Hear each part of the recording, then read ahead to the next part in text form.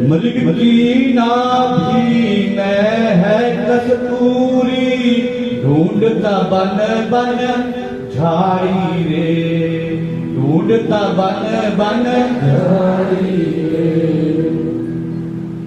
वो नाभि में कस्तूरी है, लेकिन हवा की झोंकी से जब वो नाक में जाती है सुगंध, उसकी महक, तो वो हृदय घर में आ जाता है कि जंगल की झाड़ी से ये आ रही है।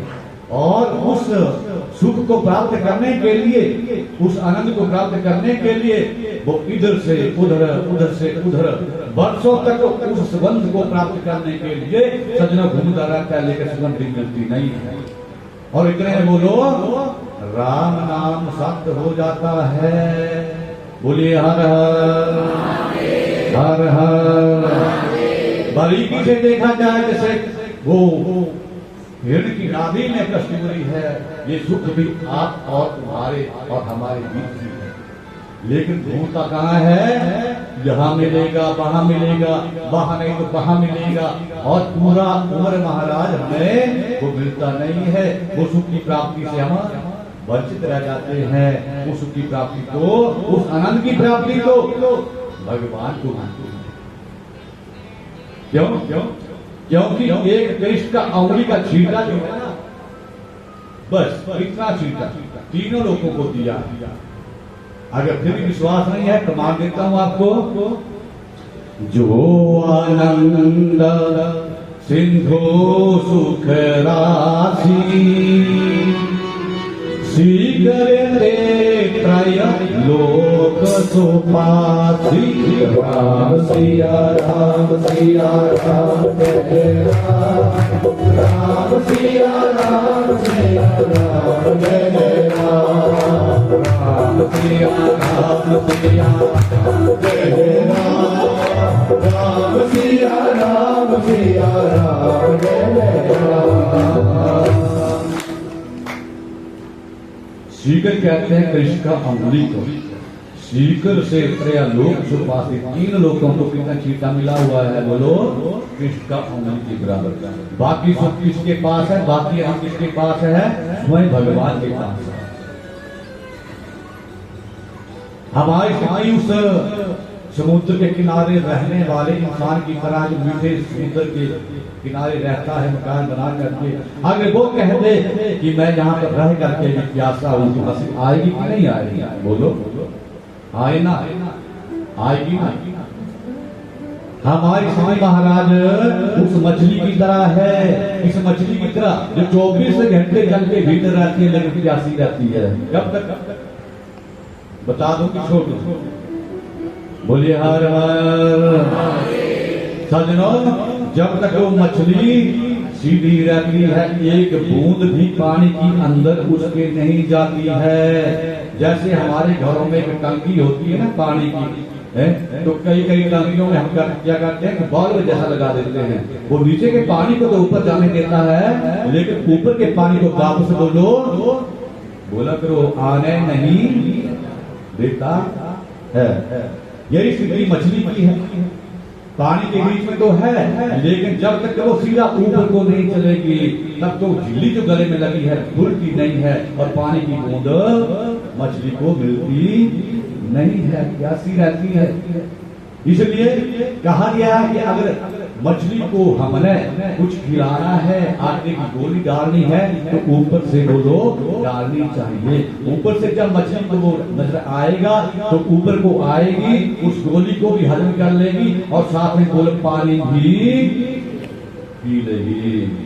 भोजन अगर हमने किसी को खिलाना है, तो आप बोलो पानी साथ में चाहिए कि नहीं चाहिए? चाहिए ना। और अगर कोई गिलास हमारा सामने से उठा करके ले जाए, थाली अकेली छोड़ दे, तो अच्छा लगेगा, पूरा लगेगा? तो सजनों, आपकी वो मछली है उस आटे की गोली को खा लेगी, और आपको हमारा पता नहीं चलेगा। जब आप गोली ऊपर से डालेंगे तो पानी का बूंद को घूंट की पी लेगी। बोलिए सच्चे दरबार की जयकारा, श्री राम वाली दाम सच्चे दरबार की। तो महाराज ठीक इसी तरह वो आनंद जो है, वो सुख जो है वो हमारे अंदर है, लेकिन समझ में नहीं आता है।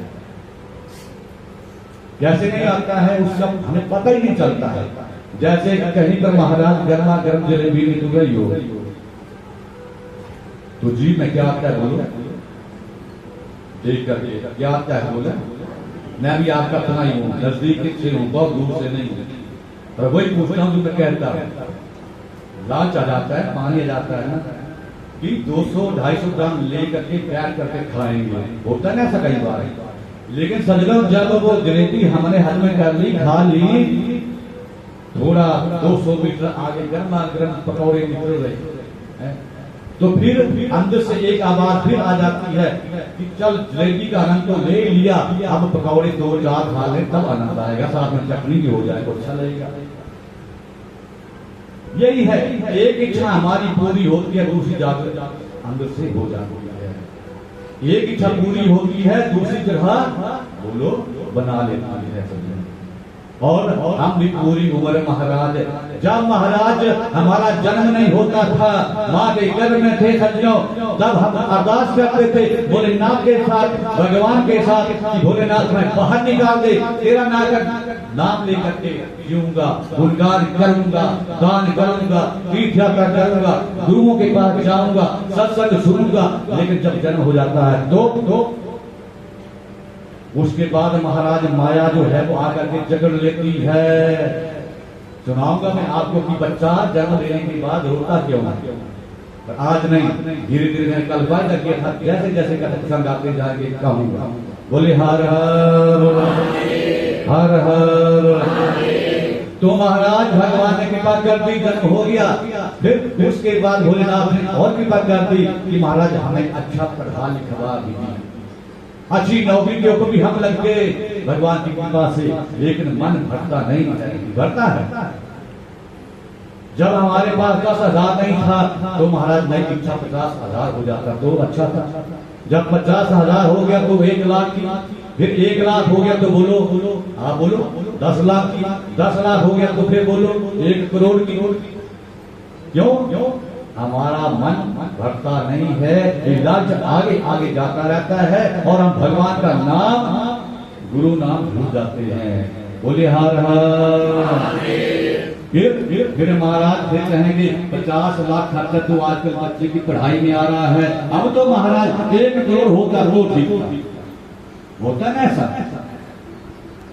तो महाराज फिर भगवान फिर भोलेनाथ कृपा दृष्टि कर देते हैं, हमारे पास 1 करोड़ भी हो जाता है। लेकिन फिर नई चाहत महाराज फिर नहीं चाहता कि अब तो मेरा ही चारों तरफ नाम होता, दुनिया में मेरा ही आधिपत्य हो जाता, और इतने को बुलावा आ जाता है और राम नाम सत्य बोलो हो जाता है और सुख मिलता। आगे ना फिर मछली के ऊपर सुख मिलता नहीं है। भगवान के बिहारी लाल की हर हर हर हर। सजनों सुख कब मिलेगा? जब हम दूसरों को सुख देंगे, जब हम गुरुओं का कहना मानेंगे, जब गुरु ज्ञान हम महाराज उसका प्रचार करेंगे, अपने आप भी आएंगे, किसी और को भी लेकर के अच्छी जगह आएंगे, फिर उस ज्ञान के ऊपर चलेंगे तब सुख मिलेगा। नहीं तो हम महाराज की समाज की चिंता नहीं करते हैं, ये बेचारा साइकिल के ऊपर जा रहा है, इसके पास भी बड़ी बड़ी गाड़ी होनी चाहिए। लेकिन हम क्या करते हैं, जब वो गाड़ी ले लेता है तो महाराज चिंता कर लेते हैं, दुख बनाते हैं, इसके पास गाड़ी कैसे आ गई, क्यों आई, ये तो साइकिल के ऊपर ही घूमना रहना चाहिए। हम महाराज उस समय दुख नहीं मनाते हैं जब वो तंबू में रहता है, जब वो झोपड़ी में रहता है, जब भगवान की भोलेनाथ की कृपा से 2 कमरे बन जाते हैं, 4 कमरे बन जाते हैं, जलन पैदा करते हैं कि मेरे पड़ोसी ने आज देखो 2-4 कमरे पक्के बना लिए, और उस दुख में हम पड़ जाते हैं। महाराज हमें उस बात का दुख नहीं होता है, कब? जब किसी का कारोबार नहीं चलता है, दुकान नहीं चलती है, हम उस समय दुख मनाते हैं। जब उसका माल हिंदुस्तान से बाहर जाता है तब दुख मनाते हैं। बोलिए हर हर हर हर।